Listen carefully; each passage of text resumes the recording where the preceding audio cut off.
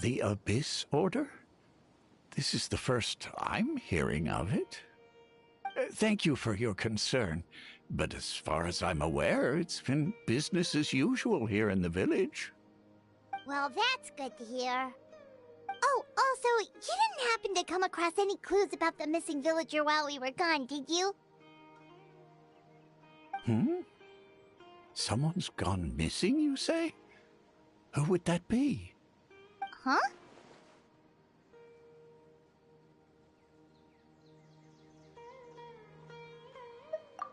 You know, the young guy from Vamara Village. The one you've been looking for all this time. You posted a commission with the Sumeru Adventurers Guild. That's kind of the whole reason we're here, actually. Your missing persons commission. Ah, I do apologize, you two. I hope I'm not worrying you too much. I'm sure it's just my age making me forgetful again. At least right now, I can't seem to recall whatever it is you're referring to. Perhaps you should try asking someone else. But how is that? All right. Thanks for your help, Grandpa Amadia.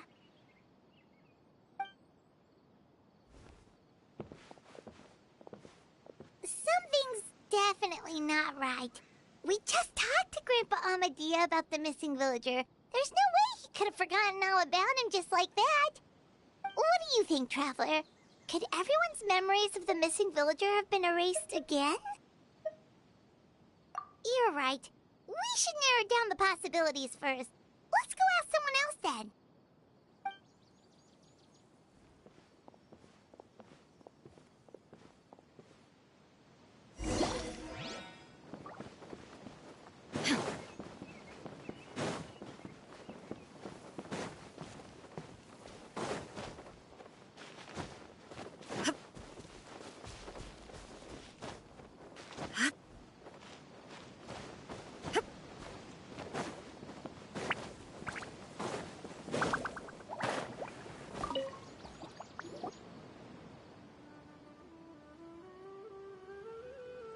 Someone's gone missing? Who? Just as expected. That guy you said a bunch of nice things about earlier? The one you always used to chat with. He's around 20 years old, and you said he was a... Oh, I know who you're talking about. Really? You remember? There aren't many young people who've earned that kind of praise from me.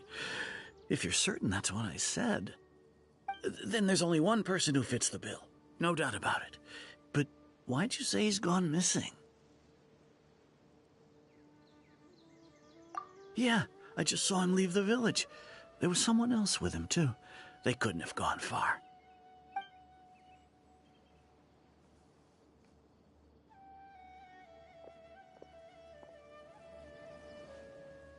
Strange. Bayram seems to remember him.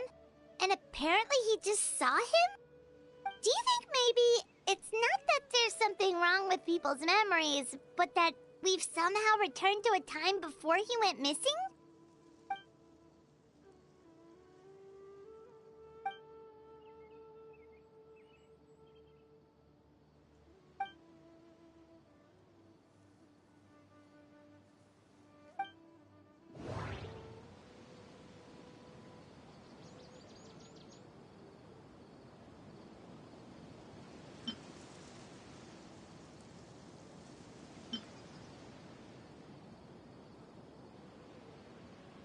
If this person only exists in people's memories, maybe we're in someone's memory right now.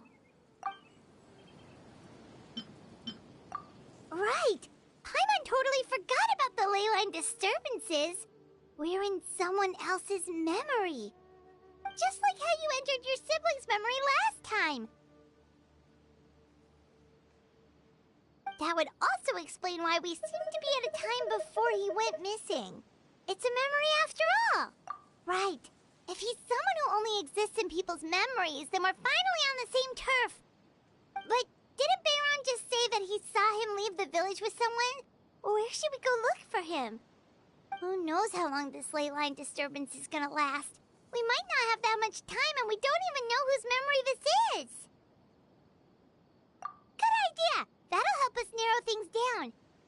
we pretty much figured out that the missing villager has the ability to... Right! That! Can we try to figure out more about him using what we know of his ability? Like, does it maybe leave a trace that would somehow give him away?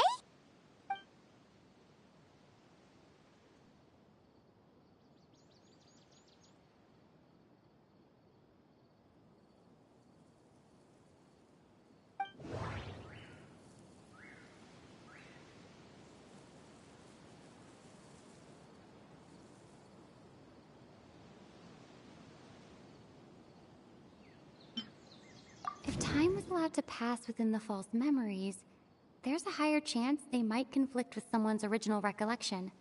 That would make it much harder to avoid suspicion. No wonder!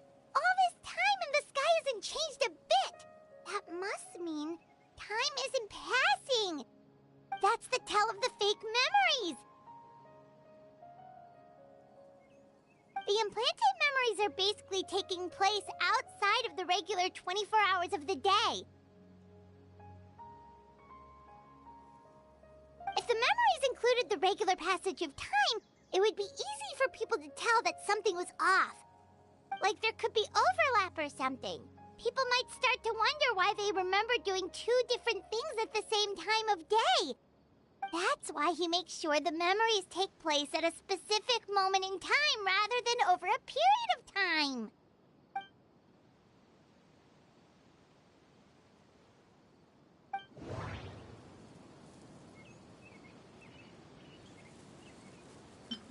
We thought Chief Amadea forgot about the missing villager. But it turns out, we're at a moment in time before the village issued the commission. No. The color of the sky. Oh, right! That's exactly what Atosa described! Oh, come to think of it, every time we talked, it always seemed to be around dusk, just like right now. Time always passed by really slowly. Even when it felt like we'd been talking for hours, the sun would still be at the same position in the sky. Yep, that has to be it! This is definitely Atosa's memory.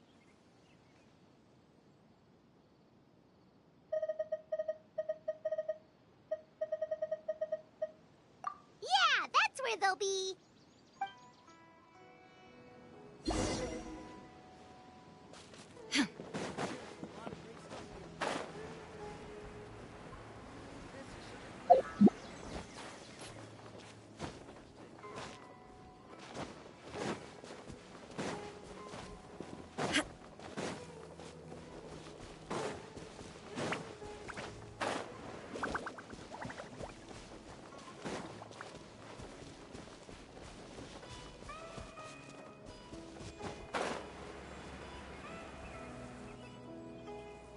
So, you see, Granny Jahiet was a mercenary when she was younger.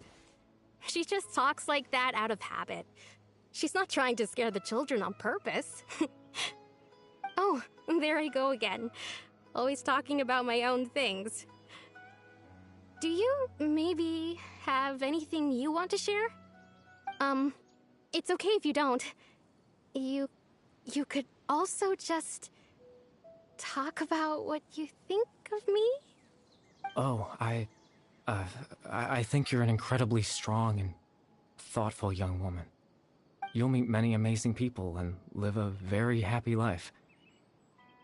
You won't miss someone like me. Huh? Are those your friends over there?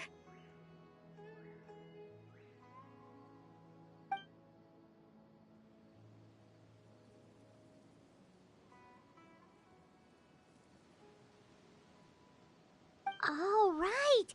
This version of Atosa hasn't met us yet! Friends? I guess you could say that. It must have taken them a lot of effort to find me. So, I should see what they need.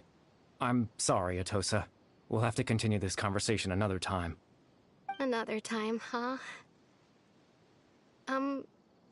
Yeah, okay. I'll head back to the village then. talk to you some other time.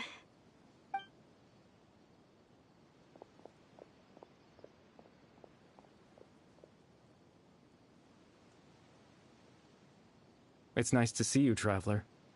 I believe this is the first time we've met.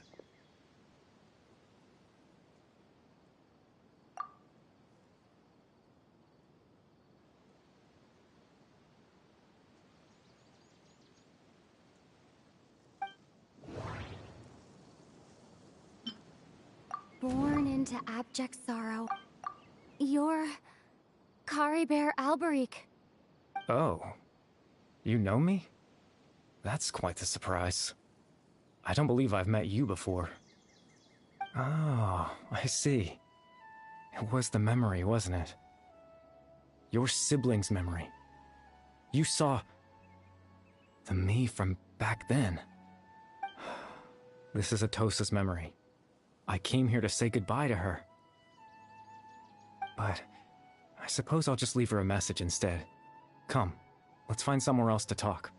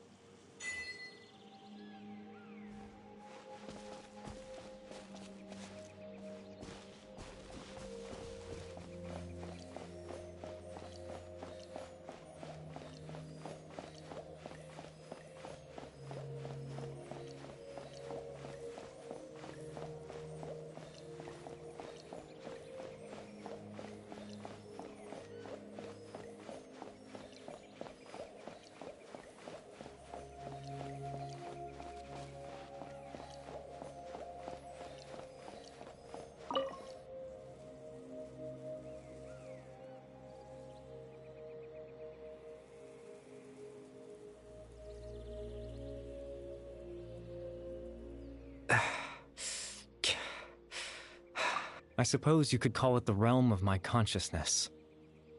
I'm someone who no longer exists in the real world, after all, as you well know. It's nothing. I still have enough strength to play the part of a good host. I've always hoped that I'd get the chance to talk to you like this, and now, the time has finally arrived.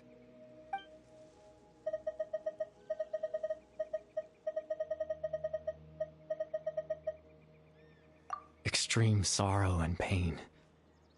Hope and regret coursing through your veins. And a degree of abyssal power that defies comprehension. Father told me that once I possessed all those elements, I would become the loom of fate. But, despite his intentions for me, I never truly became the loom of fate. I was merely used as a means for its construction. In truth, I died the moment I set everything in motion. The person you see before you now is nothing but a remnant of consciousness left over within the loom of fate.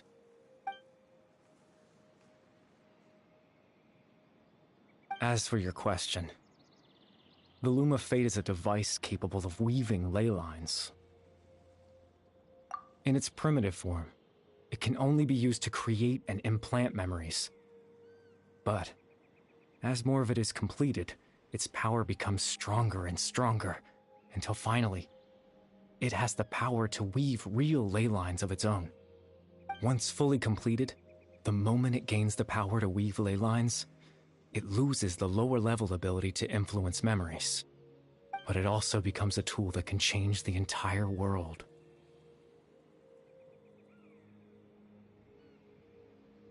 Yes, I have the ability to control the loom in its semi-completed form. I suppose you can think of it as a form of compensation. After all, its existence cost me my life.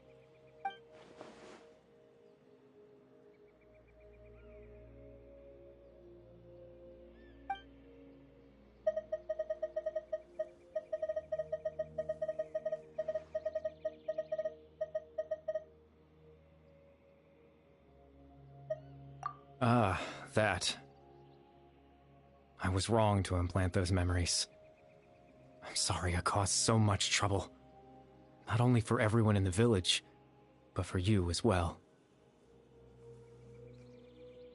I just wanted them to feel like I once existed in this world. As if I had a chance at life.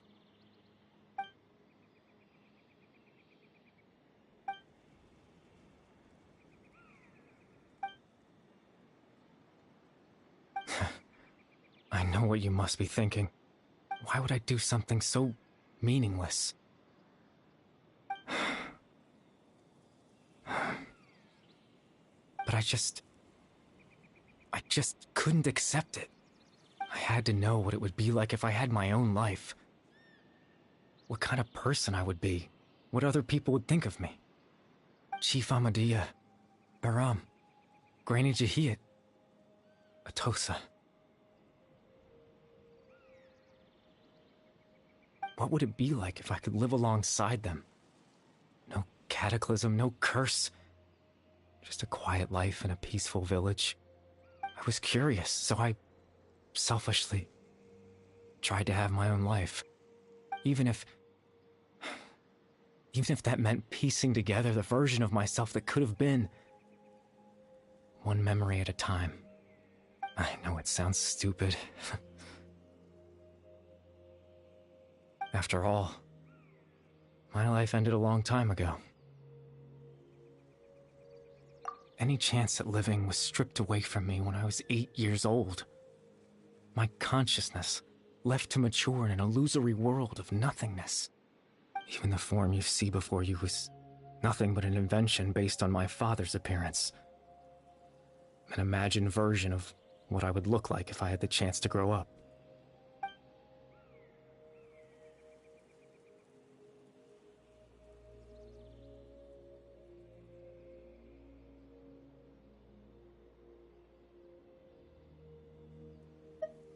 I know. But there's nothing I can do to make them find me. If I could exist in the real world, I would return without a second thought and surprise them with the suddenness of it all. But, well, that's not...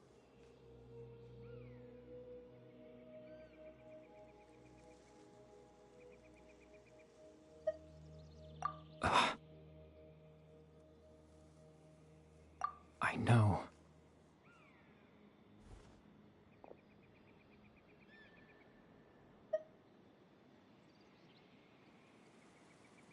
Captain Dainsleif. Twilight Sword, you mean? No need to meet up with him. Things should already be settled on his end. Exactly. As someone who could only exist in people's memories, the fact that I'm able to talk to you in my consciousness like this can only mean one thing. The loom of fate has already been completed.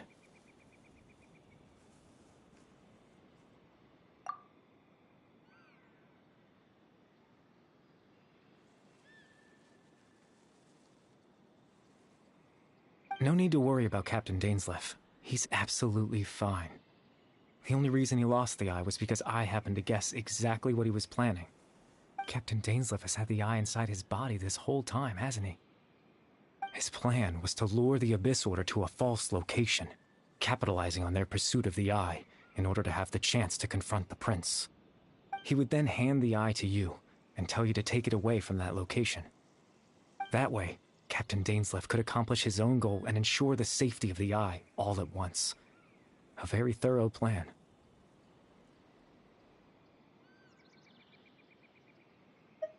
That's right, because in his mind, he had given it to you already.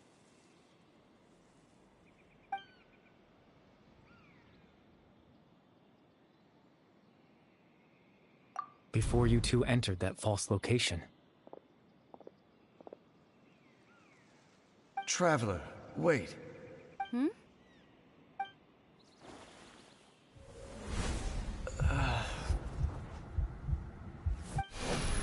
We've no time to lose.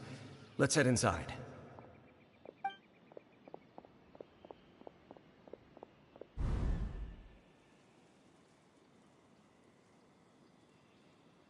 That was when I implanted the memory of him handing you the Eye.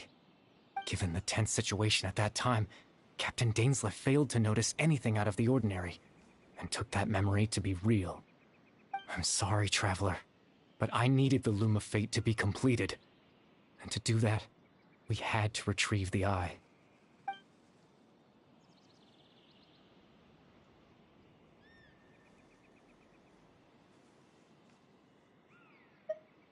I promise I'm not trying to conceal anything from you, but I truly have no idea what the Prince is planning. Tevat's ley line system is deeply entrenched in the planet. Creating new ley lines can neither replace nor extend the ones that already exist. In the face of everything they could be planning, I fear I'm too insignificant to even get a glimpse of the bigger picture. In any case, I had my own use for the Loom of Fate, and my goal, at least, has been achieved. You remember my father, don't you? Clotar Alberic. I believe you saw him in your sibling's memory, after he used the power of the Abyss to restore consciousness to my hilichurl form. I suffered from an indescribable level of mental anguish.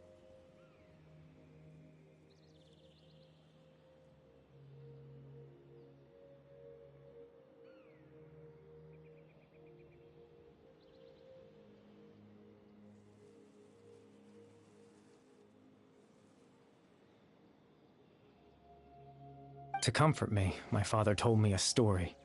That this was a fairy tale world where I had to take on the form of a little monster. That story managed to dispel my fears, even if just for a moment. My goal was simple: to use the Loom of Fate in its near-completed form, when its ability to create memories was at its strongest, to implant a specific memory into the minds of the hilichurls. In that memory, I would tell them a story, just like my father did for me. It was a story of fairy tales and love. But more than anything, it was the story of us.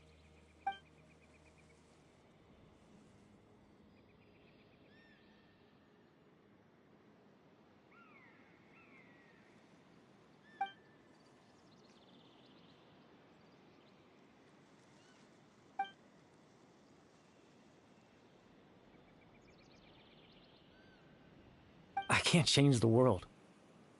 Not when I lost the very right to exist within it. Implanting those memories, that was the most worthwhile thing I could offer.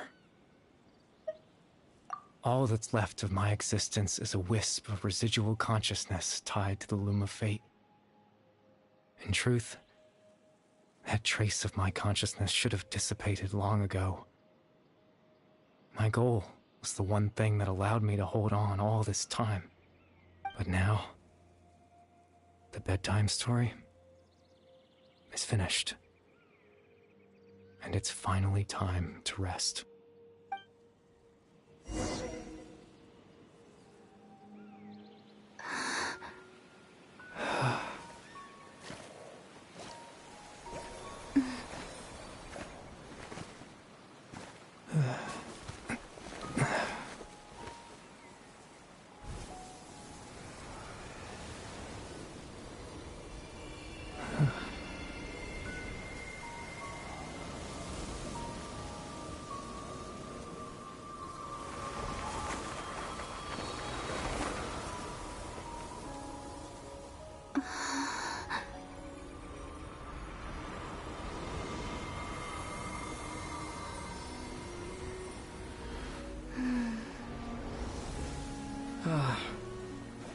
Looks like I was too late to see Kari Bear one last time.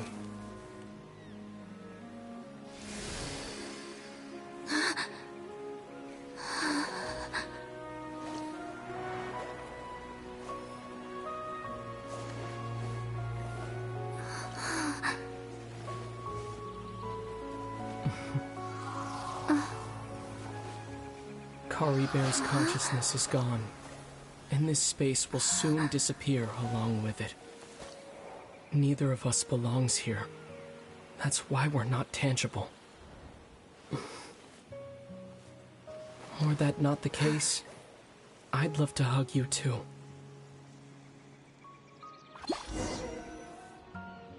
Well, how about a conversation?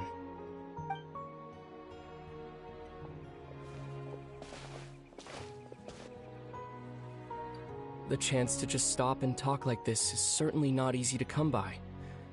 Wouldn't you agree?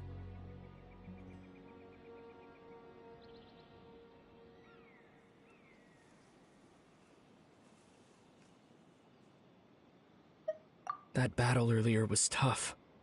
The one against Dane, I mean. I didn't expect that after everything, he would still hesitate to raise his sword against me.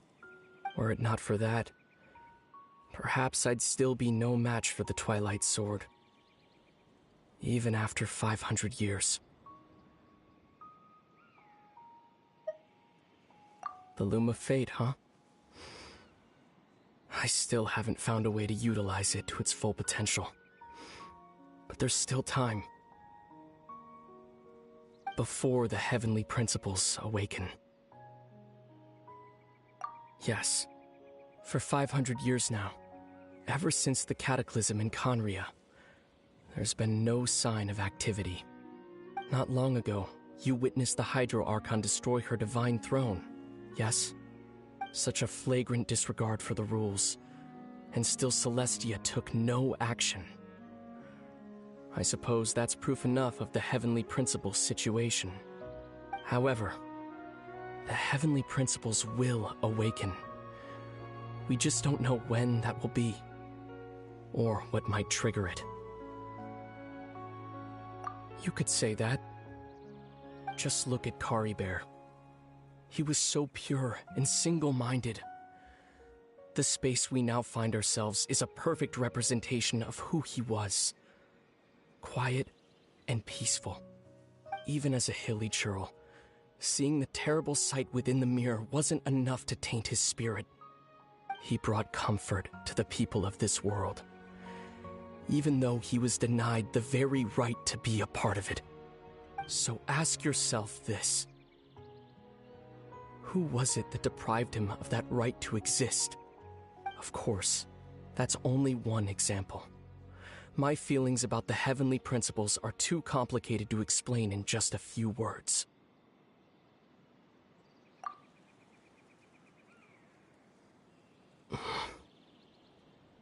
Lumine?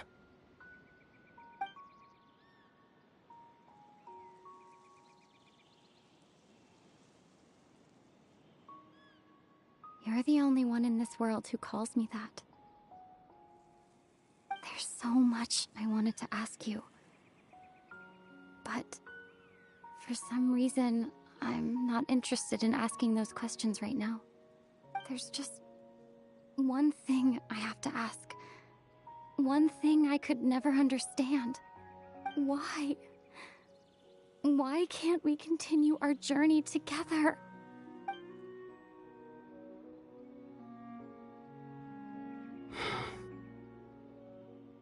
At the end of my journey, I arrived at a place known as the Sea of Flowers at the end. Do you remember? A long time ago, when we traveled between worlds together. You told me. You wanted to find a place in the universe where that one flower was in full bloom. To have a place like that suddenly appear before me? Well, would you think of that as a coincidence? You mean? I miss you too, Lumine. But as this war continues to rage, and as I continue to seek that final answer, I don't even know how to face myself sometimes. let alone my own sister. What's going on?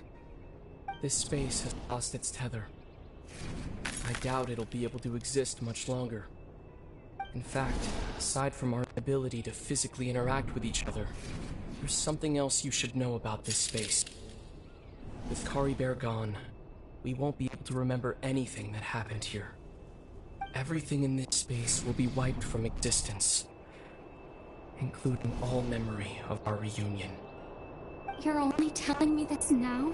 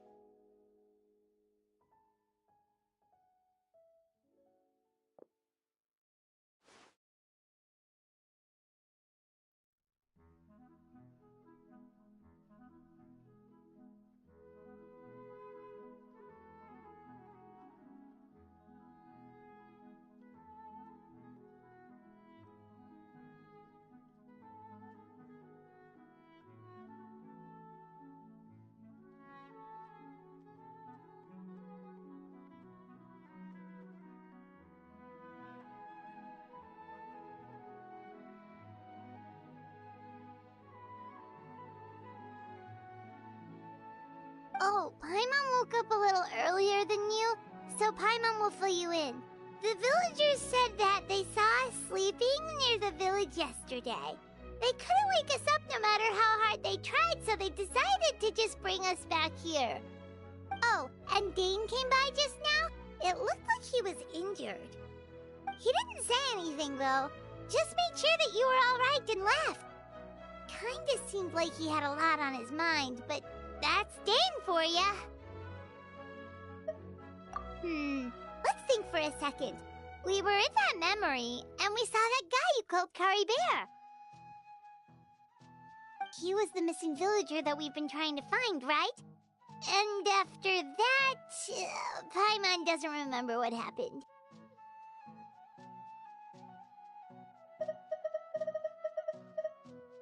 Wait, really? What a score!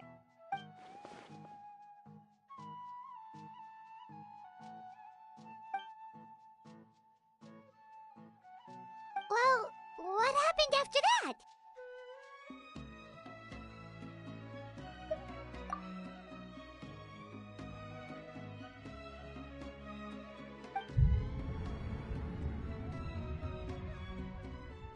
Ah, there you are. Sleep well? Bayram, you sure seem happy. Did something good happen? Something good? Huh. Wasn't anything good or bad, I'd say. It's just that, well, the village organized another search party yesterday. It didn't feel right to leave all the searching to the adventurers. So there we were, searching away, when suddenly this one guy said it all came back to him. According to him, one day around dusk he was passing by this one tree outside the village, and he saw our missing villager. There he was, sleeping under that tree all by himself. His parents came a little later to wake him up, and they all left together. They looked like quite a happy family, apparently. And after that, well, we all started to feel like that really is what happened. Kind of strange that we forgot all about it for so long.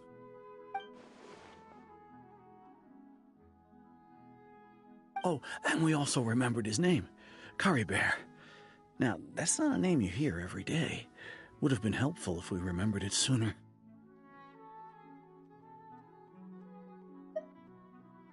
Well, I hope he's happy wherever he is, and we're all relieved now that we know what happened. Seems like everyone thinks Kari Bear left the village. That's probably for the best. At least they have some sort of explanation now. Paimon wonders how Atosa's doing. Maybe we should go check on her. If she hasn't remembered like everyone else, we can tell her what happened. Paimon didn't see her in the village just now, so she's probably at the tree. Come on, let's go talk to her.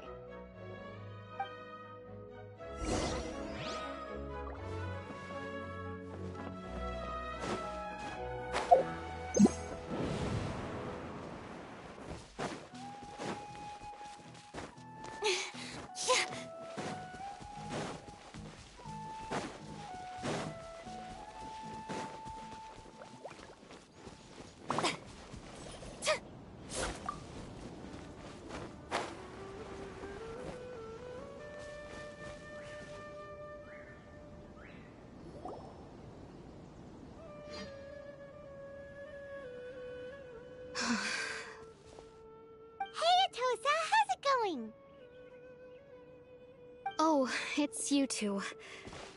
I was just about to go looking for you. I wanted to thank you. I was part of the search party, so I remember what happened to Kari Bear now. Honestly, I just can't believe I forgot something so important. He always seemed to appear out of nowhere, and now he left just as quickly. If Kari Bear wants me to forget about the time we spent together, then I'm willing to try.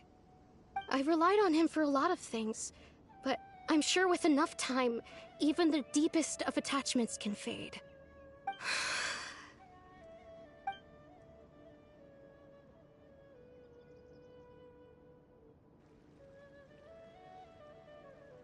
Okay, I'll admit, I'm just putting on a brave face. I was dumped, wasn't I? Otherwise, why would he just leave like that without saying goodbye?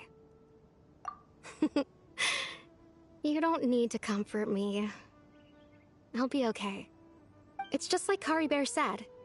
It's the things we overcome that make life more precious. And you know, if he has a heart...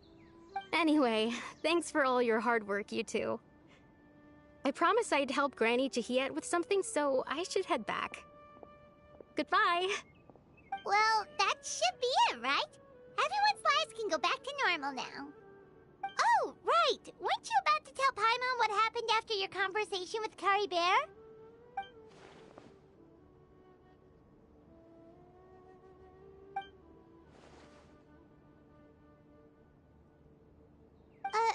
A picture?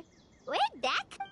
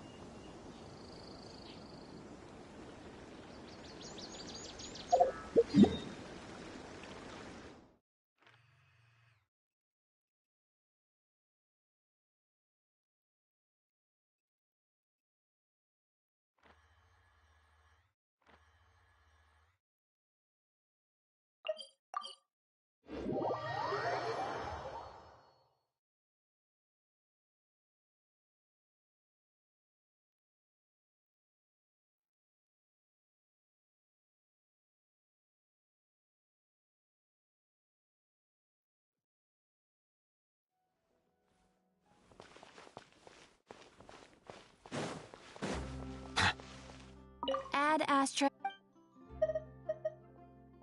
Thank you for complete. Ad Astra Abyssosk. Welcome to the Adventurers Guild.